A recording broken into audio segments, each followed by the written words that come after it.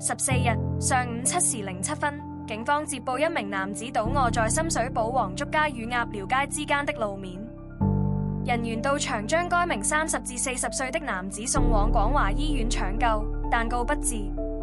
經警方調查後，事主43歲姓趙，相信他從上址一天台墮下。警方於現場檢獲遺書，其死因有待驗屍後確定。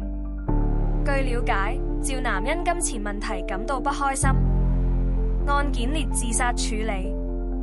今日14日上午7時07分，警方接報一名男子倒臥在深水埗黃竹街與鴨寮街之間的路面，人員到場將該名30至40歲的男子送往廣華醫院搶救，但告不治。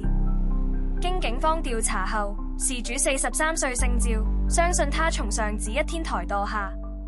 警方於現場檢獲遺書，其死因有待驗屍後確定。據了解，趙男因金錢問題感到不開心，案件列自殺處理。